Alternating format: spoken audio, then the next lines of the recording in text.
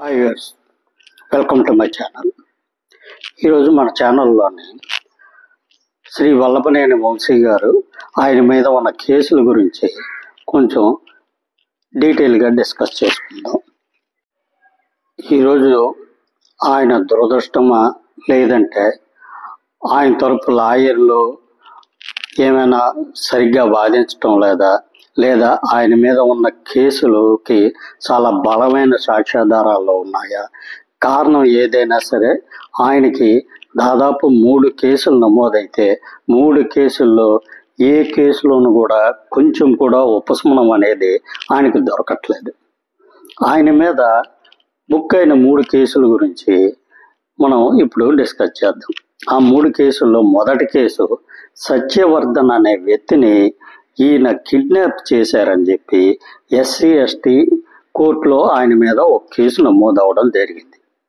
ఆ కేసు మీద ఈ రోజు వరకు ఆయనకి ఏ విధమైన ఉపశమనం దొరకలేదు.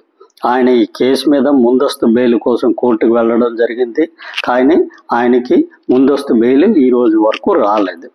ఆయన రిమాండ్ని ఏప్రిల్ 8వ తేదీ వరకు పొడిగించడం జరిగింది.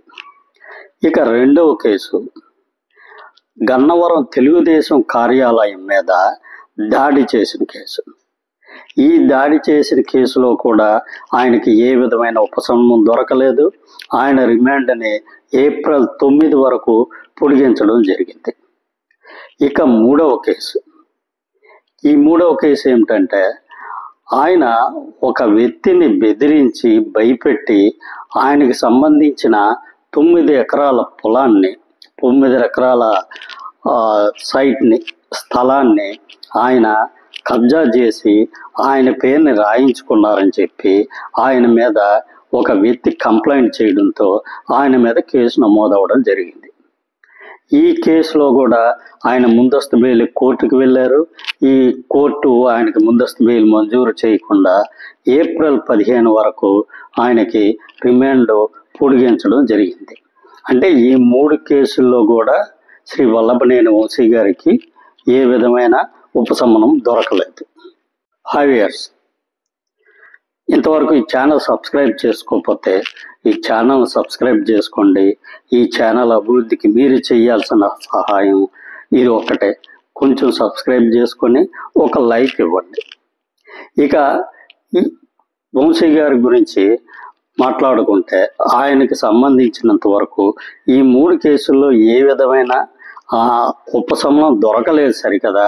మధ్యలో పోలీస్ డిపార్ట్మెంట్ వాళ్ళు, CID డిపార్ట్మెంట్ వాళ్ళు వారి కస్టడీకి విచారణ కోసం కోరుతున్నప్పుడు కోర్టు వాళ్ళు 1 రోజు లేదా 2 రోజులు, ఒకసారి 3 రోజులు కూడా ఆయన్ని పోలీస్ కస్టడీకి కానీ CID కస్టడీకి కానీ విచారణ నిమిత్తం ఎలవ్ చేస్తున్నారు.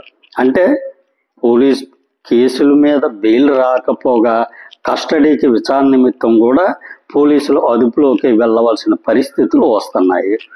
ఇదంతా ఆయన చేసుకున్న అపరాధమా లేకపోతే ఆయన తరపు లాయర్లు సరిగ్గా వాదించకపోవడం జరుగుతుందా? కారణం ఏదైనా సరే ఆయన చాలా కాలం బట్టి జైల్లో రిమాండ్ ఖైదీగా ఉన్నారు. ఇంకెంతకాలం ఉంటారో తెలియదు. ఈయన మీద ఉన్న కేసుల్లో 3 కేసుల్లో ఆయనకి బెయిల్ వచ్చి ఆయన బయటపడాలని అంటే ఇంకా చాలా సమయం పట్టచ్చు. ఎంతకాలం పడుతుంది అనేది అది $1 మిలియన్ ప్రశ్న. కాబట్టి ఆయన ఎంతకాలం జైల్లో ఉంటారో, ముందు ఆయన పరిస్థితి ఎలా ఉంటుందో, ఆయన హెల్త్కి కూడా చాలా ఇష్యూలు ఉన్నాయని చెప్పి వార్తలు వస్తున్నాయి. మరి ఆ హెల్త్ ఇష్యూల వల్ల ఏమైనా సరే జైల్లో ఉండడం వల్ల ఏమైనా ఇబ్బంది అవుతుందా అనేది ముందు తెలుసుకుందాం. Thank you. కంటెంట్ నచ్చినట్టయితే తప్పకుండా సబ్స్క్రైబ్ చేసుకోండి. Thank you.